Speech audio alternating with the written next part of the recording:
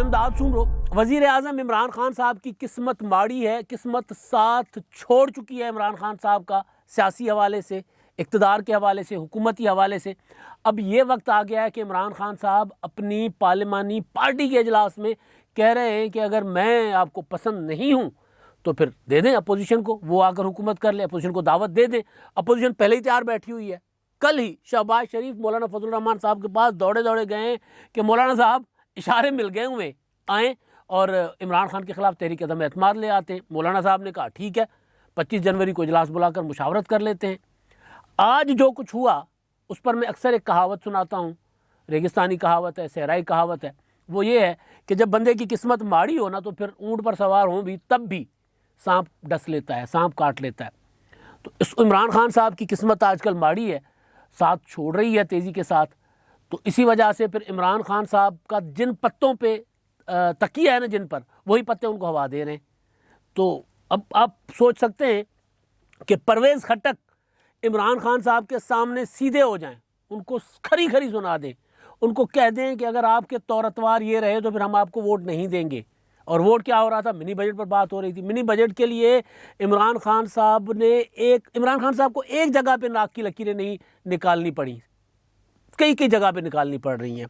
IMF के पास गए, घुटने टेके, हाथ जोड़े, सरकार सरकार हमें कर दे दें हम, मतलब जो होता है। अगर आप किसी साहूकार से जाकर कर्जा लेते हैं, जो ब्याज पे कर्जा देता है, सूद पे कर्जा देता है, वो तो सारा कुछ लिखवा लेता है। चौधरी सरवर साहब ने कहा था ना कि सारा कुछ हमसे लिखवा लिया गया है। इमरान खान साहब को अपनी पार्टी के अंदर भी नाक की लकीरें निकालनी पड़ रही हैं, IMF के सामने जाकर नाक की लकीरें निकलवानी पड़ रही हैं, 4-4 वजीर तब्दील करने पड़ रहे हैं। और उसके बाद भी जब वो पार्टी में आते हैं और कहते हैं कि जी आकर मुझे वोट दो, तो फिर उनको सुनना पड़ता है। फिर वो कहते हैं कि जी मैं ब्लैकमेल मुझे ना करें, अगर मुझे ब्लैकमेल ही करना है तो फिर जाए अपोजिशन को दावत दे देते हैं और वो आकर हुकूमत कर लें। तो आज जो इमरान खान साहब ने मिनी बजट के लिए सजाया हुआ था माहौल, कि वो इमरान खान साहब को ना एक चीज़ का भरम है, उनके एक चीज़ का उनको गलतफहमी का शिकार है कि मैं बतौर प्राइम मिनिस्टर इमरान खान जब सामने बैठा हूँगा फिर जितने भी मेरे सामने लोग बैठे होंगे मेरी वहाँ में हाँ मिलाएंगे, जो मैं कहूँगा वो करेंगे। वो हमेशा ऐसे नहीं होता, शुरू में होता है। आप जब नए नए हुकूमत में आते हैं तो आप किसी को दिलासा देते हैं, किसी को ज़रा डांट देते हैं, किसी को आसरा देते हैं, किसी को दे देते हैं, तो इस तरह चल रहा होता है। लेकिन जब इक़्तिदार के ख़त्म होने के दिन आते हैं तो फिर सारे अपना हिसाब किताब अपने साथ लाते हैं कि जनाब वज़ीर आज़म इमरान खान साहब, आपने हमारे साथ ये वादा किया था। परवेज़ खट्टक साहब ने 17 नवंबर को जो पार्लियामेंट का जॉइंट सेशन था, उसके से पहले जो पार्लियामानी पार्टी का इजलास बुलाया गया था 11 नवंबर के लिए, 11 नवंबर को भी हुआ था ना, जिसमें परवेज़ खट्टक साहब 20 लोग लेकर अलग बैठ गए थे।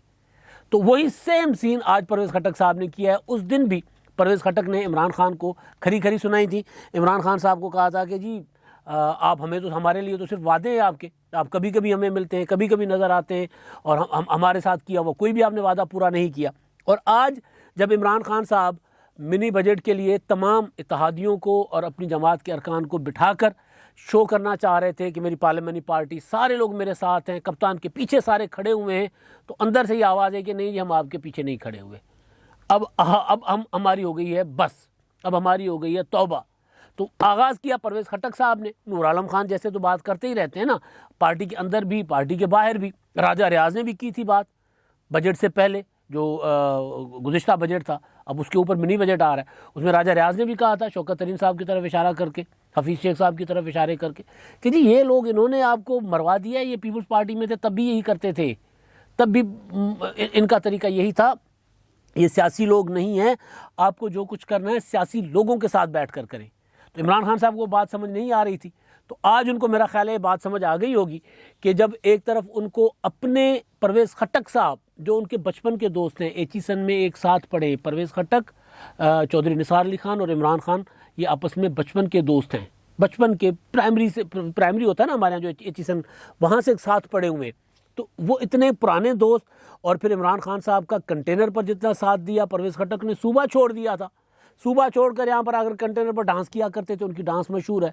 फिर इमरान खान साहब ने पनामा लीक्स आने के बाद वो जो किया था, लॉकडाउन इस्लामाबाद की कॉल दी थी, आपको याद होगा। तो लॉकडाउन इस्लामाबाद की कॉल के दौरान भी परवेज़ खट्टक जो हैं वो पेशावर से एक लश्कर लेकर आ गए थे, बहुत सा बड़ा जुलूस लेकर आ गए थे। हुक्मरान जब वज़ीर आला की क़यादत में एक बहुत बड़ा जुलूस आए और इस्लामाबाद की तरफ, और उसको फिर रोका जा रहा था इस्लामाबाद पुलिस और पंजाब पुलिस की तरफ से। नवाज शरीफ की हुकूमत थी दोनों जगह, इस्लामाबाद में भी और पंजाब में भी। तो वो पुलिस ने रोकने की कोशिश की थी। वहाँ पर अच्छी खासी, यानी यूँ लग रहा था जैसे खैबर पख्तूनख्वा की और इस्लामाबाद की, पंजाब की और खैबर पख्तूनख्वा की लड़ाई चल रही है। वो जो कई घंटों तक, मेरा ख्याल है एक दिन पूरा जिस तरह आंसू गैस की शेलिंग हुई है और सामने से पथराव हो रहा था और परवेज़ खटक साहब उठ कर खुद कोशिश कर रहे थे कि कोई पत्थर में मार दूं।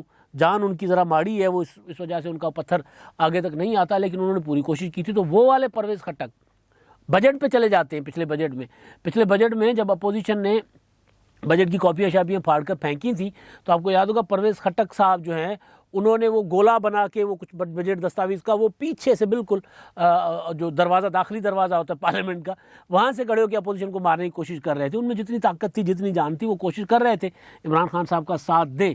मगर कब तक परवेज़ खटक साहब को या PTI के दूसरे लोग जो हैं उनको अब नज़र आ रहा है कि इमरान खान साहब का फ्यूचर तो नहीं है। ये मैं कई बार कह चुका हूँ, कई बार गुजारिश कर चुका हूँ कि बगावत अंदर पनप रही है और उस बगावत को कुछ जबरी तौर पर, वो जो इत्तेहाद है वो चल रहा, तो जबरी इत्तेहाद में परवेज़ खटक भी बैठे हुए, मुस्लिम लीग कायदे आज़म वाले भी और दीगर PTI के MNAs भी, वो जो दूसरी तरफ राब्ते भी कर रहे हैं, लोगों के साथ मिल भी रहे हैं अपोजिशन के साथ, वो भी खामोश बैठे हुए हैं कि जब तक इशारा नहीं होगा कि जी इमरान खान साहब की अगली बारी नहीं है या अब इमरान खान साहब के साथ लिए अब हम ठीक है, ओके, आप जहाँ मर्जी जाना चाहें जाएं या फिलहाल जगह चले जाएं, तो तब तक तो वहाँ बैठे रहेंगे। लेकिन अब जब उनको भी नज़र आ रहा है कि यार अब इमरान खान साहब के मुतालिक हमें कहीं से इशारा मिले ना मिले, हम लोगों में जाते हैं, लोग सवाल करते हैं खाद किधर गई जी, लोग सवाल करते हैं चीनी किधर गई, लोग सवाल करते हैं आटा क्यों महंगा है, लोग सवाल करते हैं चीनी क्यों महंगी है, लोग सवाल करते हैं कि गैस क्यों नहीं है।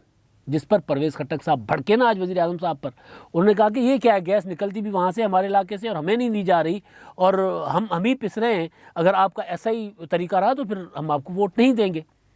जिस पर फिर इमरान खान साहब ने उनको कहा कि जी आप मुझे ब्लैकमेल करते हो, आप हमेशा मैं आपके लिए पास वोट मांगने आता हूँ और आप मुझे ब्लैकमेल करते हो। अपनी पार्टी के अंदर वोट मांगने की ज़रूरत नहीं होती, हुकूमत की एक पॉलिसी होती है, फैसला होता है, मुशावरत होती है, जिसके बाद सारा कुछ किया जाता है। तो यहाँ पर मसला ये है कि इमरान खान साहब अपनी पार्टी के साथ मुशावरत नहीं करते। इमरान खान साहब का मसला है कि इमरान खान साहब किसी के इशारे पर कर रहे होते हैं, IMF का इशारा हो, किसी का इशारा हो, शौकत तरीन साहब ने कह दिया कि जी वज़ीर आज़म साहब आपको ये सारा कुछ ठीक कर दूंगा मैं, या इमरान खान साहब को, क्योंकि ख़ुद तो पब्लिक में जाना नहीं होता तो उनको हालात का पता नहीं, वो खड़े होकर तकरीर कर देते हैं, चंद सरकारी अफसरों के बीच में खड़े होकर कहते हैं कि जी पाकिस्तान में आज भी सबसे ज़्यादा सस्ता ही है, पाकिस्तान आज भी सस्ता तरीन मुल्क है। तो इन हालात की वजह से वो एक जो लावा पक रहा था PTI के अंदर, वो फट रहा है। अब उसने चिंगारियाँ देना शुरू कर दी हैं। आज भी जब ये मैं बात कर रहा हूँ तो वो मैंने इस्लामाबाद जब ये सारा कुछ हुआ तो उस पर मैंने पता करने की कोशिश की कि चल क्या रहा है, तो आज भी फ़ोन अरकान को जा रहे थे मिनी बजट के लिए कि जी आपने मिनी बजट पास करवाना है, मिनी बजट से इनकार नहीं करना आपने। लेकिन अंदर की बगावत जो है वो कुछ और इशारे दे रही है। वो मिनी बजट का मसला नहीं है, अंदर की बगावत इशारे दे रही है शहबाज शरीफ साहब की कल की मूव की, जो शहबाज शरीफ साहब ने कल मूव की है। और उसके लिए हम क्योंकि जर्नलिस्ट हैं, हमें पता होता है कि कौन सी चीज़ कहाँ से आ रही है, उसके लिए कुछ टिकर्स बनाए आए थे मेरे पास भी। उस पर लिखा हुआ था कि मौलाना फजलुर रहमान और शहबाज शरीफ ने इस्टेब्लिशमेंट के राब्तों पर इत्मीनान का इजहार किया, इस्टेब्लिशमेंट के साथ राब्तों पर। आज मरीम नवाज़ साहिबा लाहौर में थी, मरीम नवाज़ साहिबा ने वो बिलाल यासीन की तरफ गई थी, उन्होंने कहा कि अब हमें इमरान खान साहब को निकालने के लिए जो जो दस्तयाब आइनी रास्ते वो अख्तियार करने होंगे। अब दस्तयाब आइनी रास्ता अपोजिशन के पास, मैं पहले भी गुजारिश कर चुका हूँ कि वो एक ही है, वो दस्तयाब आइनी रास्ता है तहरीक अदम एतमाद का। और मैंने गुजारिश की थी कल भी कि अरकान जो है PTI के, वो कह रहे हैं कि जी आप इधर उधर क्यों देख रहे हो, आप ज़रा संजीदा होकर कदम उठाओ, हम आपके साथ हैं। आप क्यों देख रहे हो मुत्तहिदा कौमी मूवमेंट को, क्यों कह रहे हो कि हुकूमत का साथ छोड़ दें, अब PML क्यों कह रहे हैं कि हुकूमत का साथ छोड़ दें, हम आपके साथ हैं। कल रात को ये आज जो कुछ हुआ, इससे पहले जो हुआ, कल रात को वज़ीर आज़म इमरान खान साहब को पता चला कि जी पार्टी के अंदर बगावत हो गई हुई है। तो इमरान खान साहब के पास क्या है, इमरान खान साहब की अना बहुत बड़ी है सबसे, वो जो आज जिसका मुजाहरा भी उन्होंने किया ना, लेकिन अना से इक़्तिदार बड़ा होता है।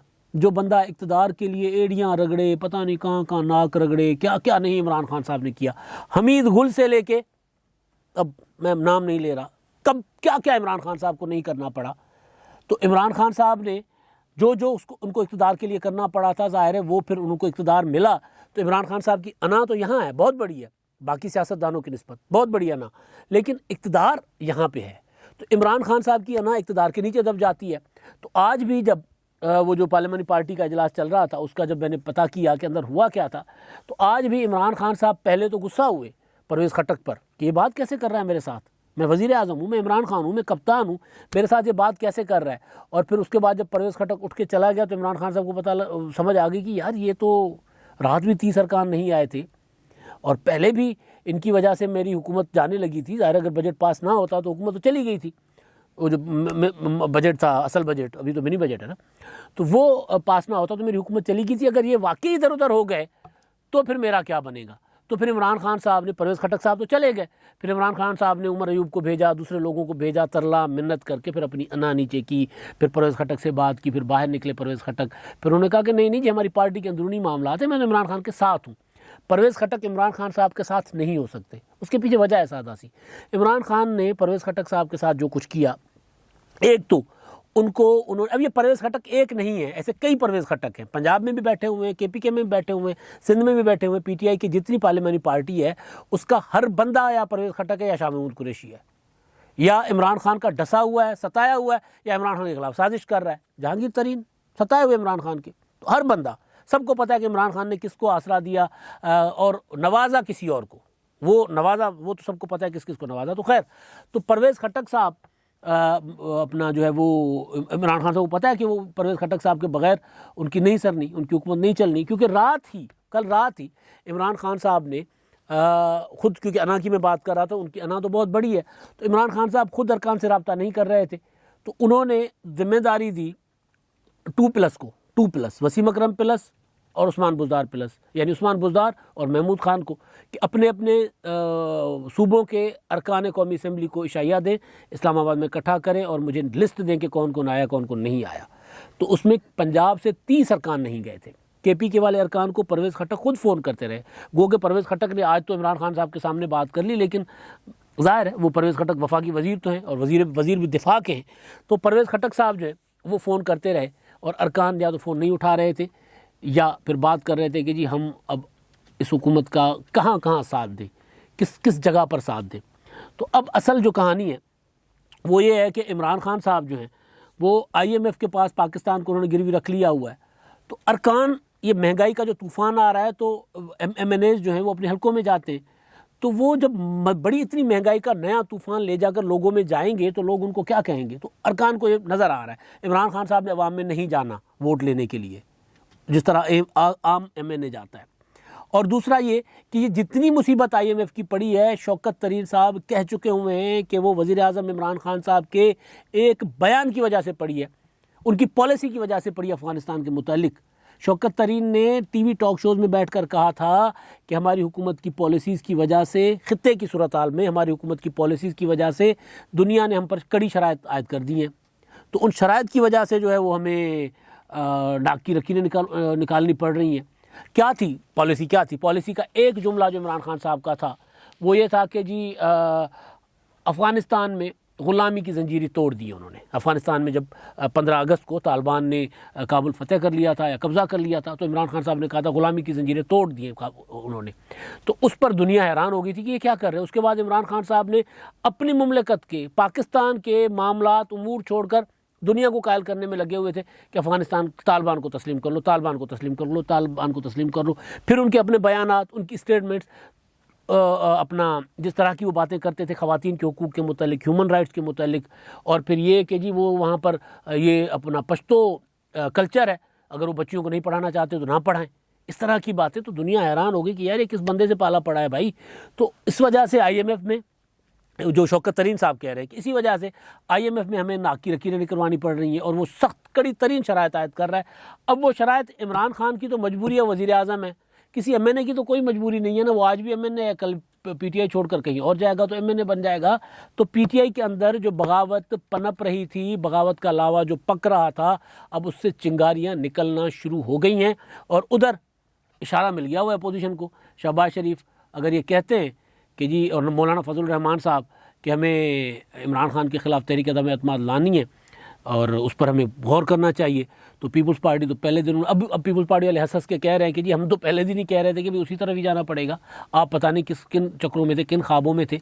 अवाम के साथ रुजू करने के साथ साथ निकालने का तरीका है कि इमरान खान को, वो है तहरीक अदम एतमाद का। तो अब जब तहरीक अदम एतमाद की बात उधर से अपोजिशन की तरफ से आई है और पार्टी के अंदर से बगावत आई है, और वो जो 30 अरकान कल नहीं गए थे, बेसिकली उन्होंने अपोजिशन को इशारा किया कि जी आप ले आए ना, हम आपको नज़र आ जाएंगे, आपके साथ पीटीआई में नज़र नहीं आएंगे। तो ये सारी चीज़ें इमरान खान साहब के अब मरहलावार इमरान खान साहब की जो उल्टी गिनती है ना वो शुरू हो गई है। अपोजिशन जिस दिन, मैं आगाज़ से ही कह रहा हूँ, अपोजिशन जिस दिन तगड़ा हाथ डालेगी ना, डालने की कोशिश करेगी, किसी फ़ोन की परवाह नहीं करेगी कि फ़ोन आता है नहीं आता, और अपोजिशन ने इमरान खान को गिराने, हुकूमत को गिराने के लिए जैसे ही कोई तगड़ी कार्रवाई की, तो इमरान खान की हुकूमत की तरफ से पीटीआई से अरकान थोक के हिसाब से अवेलेबल होंगे, दस्तयाब होंगे। 30 कल नहीं थे, परवेज़ खटक साहब ने आज बगावत कर ली है, जहांगीर तरीन ग्रुप अलग से बैठा हुआ है, मुत्तहिदा कौमी मूवमेंट, MQ अपना PMLQ वाले वो अलग से इमरान खान साहब के साथ रूठे रूठे नज़र आ रहे होते हैं आपको। तो ये अब सिग्नल हैं, ये इशारे हैं कि भाई इमरान खान साहब की किस्मत माड़ी है। वो चाहे जितने मर्जी ऊंचे सांप अपना बैठे ऊंट पर, सांप किस्मत का सांप, सियासत का सांप उनको डसेगा और डस कर उनको नीचे गिराएगा। अब तक के लिए इतना ही। अल्लाह हाफ़िज़।